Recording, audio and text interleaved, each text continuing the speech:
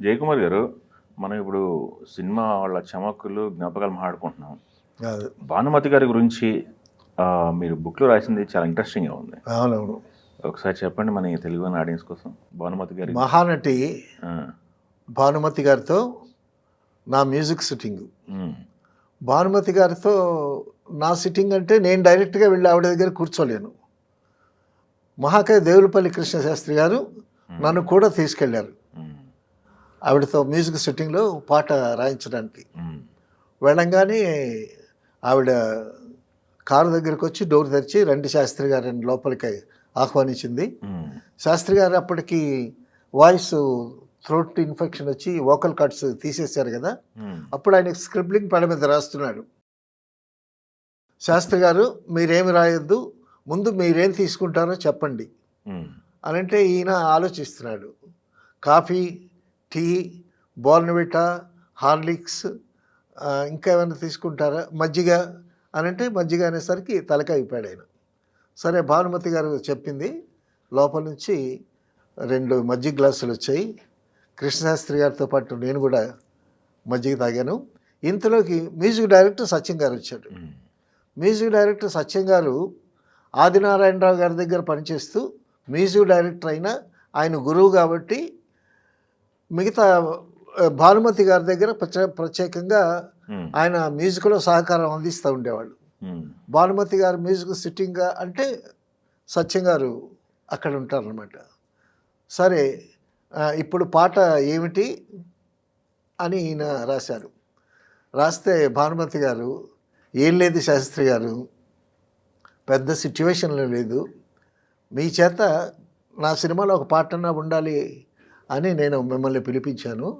ఇది డ్యూయట్, అమ్మాయి అబ్బాయి కలిసి పాడుకునేది.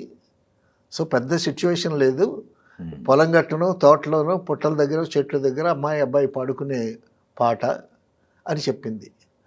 పాట ఎలా ఉంటే బాగుంటుంది, మీ స్టైల్ చెప్పండి అని రాశారు ఈయన. అని అంటే అబ్బాయి అమ్మాయి పాడుకునే పాట కదా, సరదాగా ఆట ఆడనా పాట పాడనా ఎగరనా దూకనా చిందులేయనా ఇలా కూడా ఉండొచ్చు అంది భానుమతి అని అన్న తర్వాత ట్యూన్ చేశాము. సత్యం గారు ట్యూన్ వినిపించేటి శాస్త్రి గారికి అంది భానుమతి.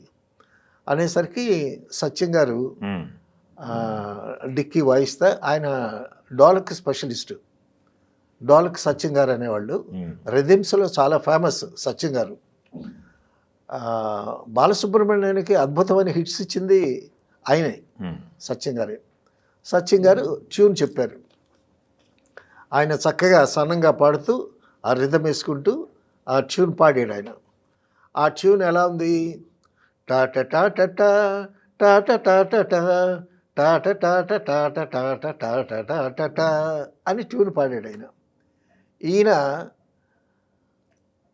నాకు స్క్రిబ్లింగ్ పాడిచ్చి కృష్ణశాస్త్రి గారు పన్నిచ్చి టాటటాలు నోట్ చేయమన్నాడు. సో ఆ టాటటాలు ఆ లెంగ్త్ అవన్నీ నోట్ చేశాను. నోట్ చేసిన తర్వాత తీసుకున్నాడు ఆయన. తీసుకుని మీరు నన్ను చట్టంలో బంధించినా పర్వాలేదు అని రాశారు. ఉమ్, అంటే అప్పుడు కవి పాట రాస్తే అప్పుడు ట్యూన్ చేసేవాళ్ళు సంగీత దర్శకులు. కానీ ట్యూన్ చేసి ఆ ట్యూన్కి పాట రాయటం అనేటటువంటి సాంప్రదాయం వచ్చేసింది అప్పటికి. ఉమ్, అనేసరికి మీరు నన్ను చట్టంలో బంధించినా పర్వాలేదని నేను రాస్తాను అని అన్నాడు ఈయన. అని ఆ టాటటాలు రాసిచ్చాను కదా, ఆ టాటటాలకి ఆయన లిరిక్ రాసి నాకు ఇచ్చి నన్ను పాడమన్నాడు ఆయన. ఉమ్, భానుమతి గారేమో యాంగ్షియస్గా చూస్తున్నారు. ఈయన రాసి భానుమతికి ఇవ్వచ్చు, ఆవిడ చదువుకుంటుంది లిరిక్ ఆ ట్యూన్కి తగ్గట్టు. కానీ నాకు ఇచ్చాడు ఆయన. సో ఆవిడ యాంగ్జైటీగా చూస్తుంది ఏమి రాశారు అని. నేనేమో ఇది చూసి బిత్తరపోయాను. ఉమ్, నేను షాక్ తిన్నా ఆయన రాసిన లిరిక్కి. అదేంటి తెలుసండి, వాళ్ళు ఇచ్చిన ట్యూన్ ఏంటి, టాట టాట టాట టాట టాట టాట టాట టాట టాట టాట.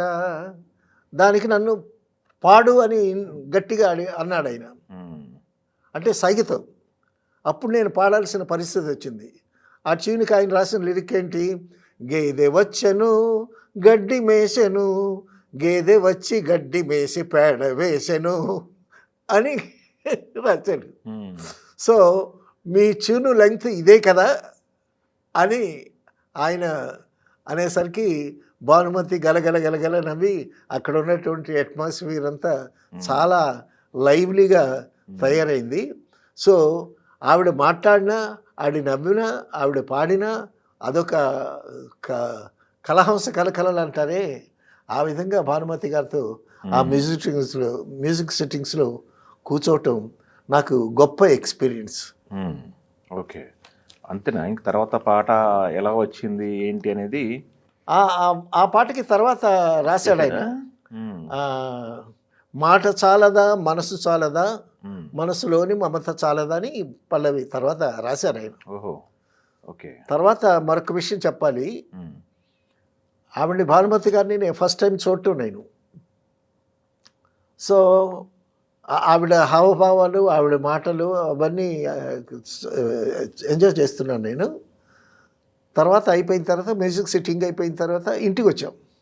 ఇంటికి వచ్చిన తర్వాత అప్పటికే కృష్ణశాస్త్రి గారి ఇంట్లోనే భోంచేసి నేను అక్కడ కుర్చీలో చేరబడ్డాను. కుర్చీలో చేరబడ్డ తర్వాత ఆయనేమో బెడ్రూమ్లోకి వెళ్ళి కాస్త నడుము మర్చాడు ఆయన. నేను కాస్త మాగల్లో ఉండి కళ్ళు తెరిచి చూసేసరికి ఆయన నిద్రపోవట్లా, ఉమ్, రాస్తున్నాడు ఆయన. ఏంటి రాస్తున్నారు అని చూస్తే ఆయన లేచి వచ్చాడు. వచ్చి భానుమతి మీద 4 పద్యాలు రాశాడు ఆయన.